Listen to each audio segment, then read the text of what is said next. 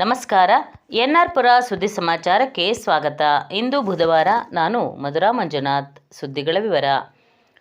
ಜಂತು ಹುಳುಗಳು ಮಕ್ಕಳ ಆರೋಗ್ಯಕ್ಕೆ ಮಾರಕವಾಗದಿರಲಿ ಎಂದು ಸಿವಿಲ್ ನ್ಯಾಯಾಧೀಶರಾದ ಆರ್.ಎಸ್. ಜೀತು ಕರೆ ನೀಡಿದರು.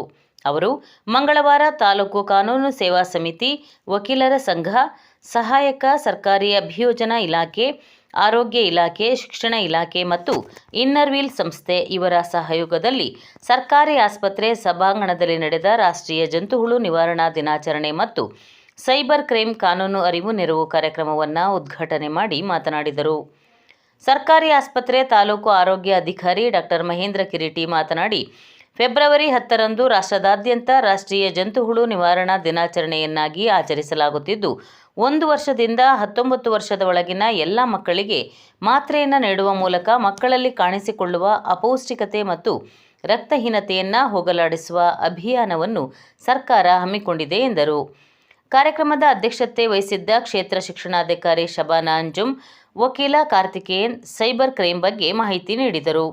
ಕಾರ್ಯಕ್ರಮದಲ್ಲಿ ತಾಲೂಕು ವಕೀಲರ ಸಂಘದ ಅಧ್ಯಕ್ಷ ಜಯಪ್ರಕಾಶ್, ಸಹಾಯಕ ಸರ್ಕಾರಿ ಅಭಿಯೋಜಕ ಜೆ.ಬಿ. ನೇಕಾರ್ ಮಾತನಾಡಿದರು.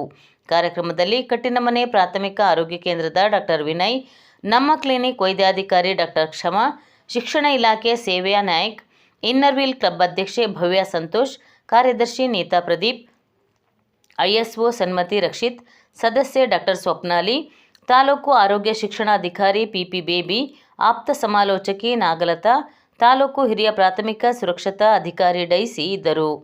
ಇದೇ ಸಂದರ್ಭದಲ್ಲಿ ಮಕ್ಕಳಿಗೆ ಜಂತುಹುಳು ನಿವಾರಣಾ ಮಾತ್ರೆಯನ್ನು ನೀಡುವುದರ ಮೂಲಕ ಕಾರ್ಯಕ್ರಮಕ್ಕೆ ಚಾಲನೆಯನ್ನು ನೀಡಲಾಯಿತು.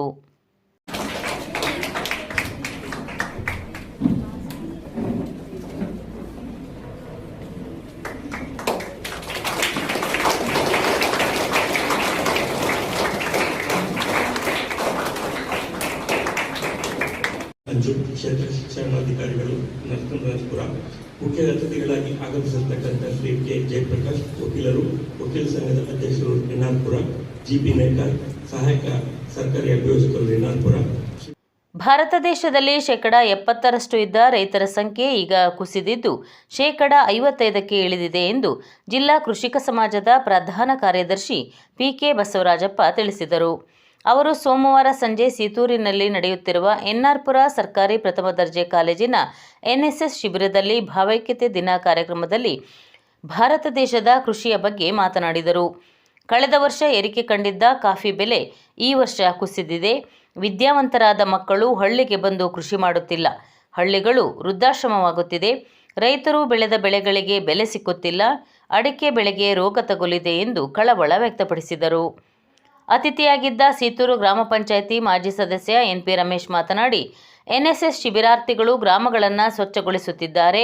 ಈಗಾಗಲೇ ಧರ್ಮಸ್ಥಳ ಗ್ರಾಮಾಭಿವೃದ್ಧಿ ಯೋಜನೆಯವರು ಸಹ ಗ್ರಾಮ ಸ್ವಚ್ಛತೆ ಬಗ್ಗೆ ಗಮನ ನೀಡುತ್ತಿದ್ದಾರೆ. ಗ್ರಾಮ ಪಂಚಾಯಿತಿಯಿಂದಲೂ ಗ್ರಾಮ ಸ್ವಚ್ಛತೆ ಬಗ್ಗೆ ಹೆಚ್ಚು ಗಮನ ಹರಿಸಲಾಗಿತ್ತು ಎಂದರು. ಅತಿಥಿಯಾಗಿದ್ದ ಹಿರಿಯ ಪತ್ರಕರ್ತ ಯಡಗೆರೆ ಮಂಜುನಾಥ್ ದಿನಪತ್ರಿಕೆ ಮಹತ್ವ ಕುರಿತು ಮಾತನಾಡಿದರು. ಸಭೆಯ ಅಧ್ಯಕ್ಷತೆಯನ್ನು ಸರ್ಕಾರಿ ಪ್ರಥಮ ದರ್ಜೆ ಕಾಲೇಜಿನ ಸಹ ಪ್ರಾಧ್ಯಾಪಕ ಚಂದ್ರಪ್ಪ ವಹಿಸಿದ್ದರು. ಪತ್ರಕರ್ತ ಪುರುಷೋತ್ತಮ್ ಮಾತನಾಡಿದರು. ಅತಿಥಿಗಳಾಗಿ ಕಲಾವಿದ ಅಭಿನವ ಗಿರಿರಾಜ್, ಗುತ್ತಿಗೆದಾರ ಶ್ರೀನಿವಾಸ್, ಗುತ್ತಿಗೆದಾರ ಪ್ರವೀಣ್ ಶೆಟ್ಟಿ, ಎಸ್ಟಿಎಂಸಿ ಸದಸ್ಯ ರವಿ, ಉಪನ್ಯಾಸಕ ಪ್ರಶಾಂತ್ ಕುಮಾರ್ ಇದ್ದರು. ಆಕಾಶ್ ಸ್ವಾಗತಿಸಿದರು. ನಿಶ್ಮಿತಾ ಕಾರ್ಯಕ್ರಮ ನಿರೂಪಿಸಿದರು. ಸಂಜಯ್ ವಂದಿಸಿದರು. ನಂತರ ಗ್ರಾಮಸ್ಥರು ಹಾಗೂ ಎನ್ಎಸ್ಎಸ್ ವಿದ್ಯಾರ್ಥಿಗಳಿಂದ ಸಾಂಸ್ಕೃತಿಕ ಕಾರ್ಯಕ್ರಮ ನಡೆಯಿತು. ನಿಮ್ಗೆ ಯಾರಿಗೂ ಆಸಕ್ತಿ ಇಲ್ಲ ಸರ್, ನಿಮಗೆ ಮಿನಿಮಮ್ ಎಲ್ಲಿ ಆಗಿರಬೇಕು, ಇತ್ತೀಚೆಗೆ PhD ಆಗಬೇಕು, ಪ್ರಮೋಷನ್ ಸಿಗಬೇಕು, ಇಲ್ಲದೇ ಇಲ್ಲ. ರಾಜಕಾರಣಿ 3ನೇ ಕ್ಲಾಸ್ ಓದಿದ್ರು, ಏನು ಓದೋದು ಬೇಡ ಸರ್.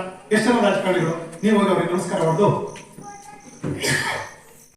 ಕಾಲ 7 ಮುಖ್ಯ ಸೆಕ್ಟರ್ ಇರುತ್ತೆ. ವಿಜ್ಞಾನ ಇರುತ್ತೆ, ಚಿತ್ರರಂಗ ಇರುತ್ತೆ, ಆಮೇಲೆ ವಾಣಿಜ್ಯ ವಿಭಾಗ ಇರುತ್ತೆ, ಆಮೇಲೆ ಕ್ರೀಡೆ ಇರುತ್ತೆ.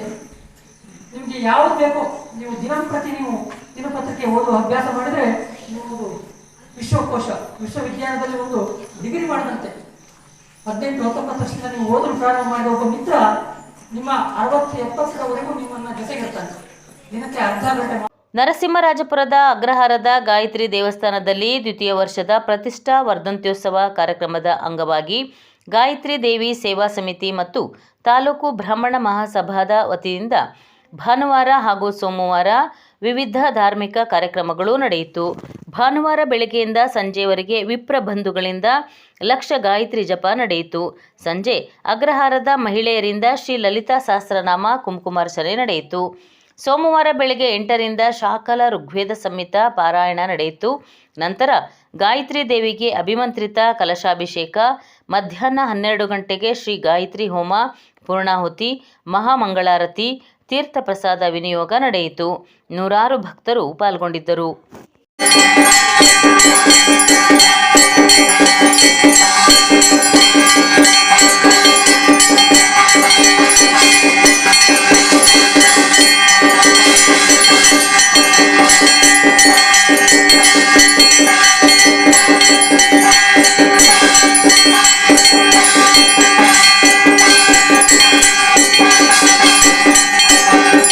दुरिताच्यग्निः तामग्निवर्णां तपसा ज्वलन्तीं वैरोचनीं कर्मफलेषु जुष्टां दुर्गां देवीगुं शरणमहं प्रपद्ये सुतरसि तरसे नमः अग्ने त्वं पारयानव्यो.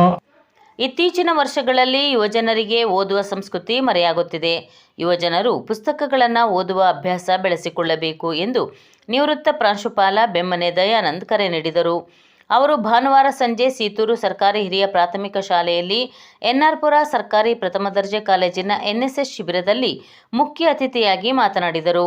ಪುಸ್ತಕಗಳನ್ನು ಓದುವುದರಿಂದ ಜ್ಞಾನದ ಮಟ್ಟ ಹೆಚ್ಚಾಗಲಿದೆ, ಅಲ್ಲದೆ ಕನ್ನಡ ಭಾಷೆಯ ಬಗ್ಗೆ ಹೆಚ್ಚು ಅರಿವು ಮೂಡಲಿದೆ. ವಿದ್ಯಾರ್ಥಿಗಳು ಸಾಹಿತ್ಯ ಹಾಗೂ ಸಾಂಸ್ಕೃತಿಕವಾಗಿ ತಮ್ಮನ್ನು ಹೆಚ್ಚಾಗಿ ತೊಡಗಿಸಿಕೊಳ್ಳಬೇಕು ಎಂದರು. ಅತಿಥಿಯಾಗಿದ್ದ ಸಿತ್ತೂರು VSSNN ಅಧ್ಯಕ್ಷ BP ಮೋಹನ್ ಮಾತನಾಡಿ, ಇಂದು ಚಿಕ್ಕ ಮಕ್ಕಳು ಮೊಬೈಲ್ ಗೀಳಿಗೆ ಬಲಿಯಾಗುತ್ತಿರುವುದು ವಿಷಾದಕರವಾಗಿದೆ ಎಂದರು. ಸಭೆಯ ಅಧ್ಯಕ್ಷತೆಯನ್ನು ಸರ್ಕಾರಿ ಪ್ರಥಮ ದರ್ಜೆ ಕಾಲೇಜಿನ ಸಹಾಯಕ ಪ್ರಾಧ್ಯಾಪಕ ದಿನಕರ್ ನಾಯ್ಕ್ ವಹಿಸಿದ್ದರು.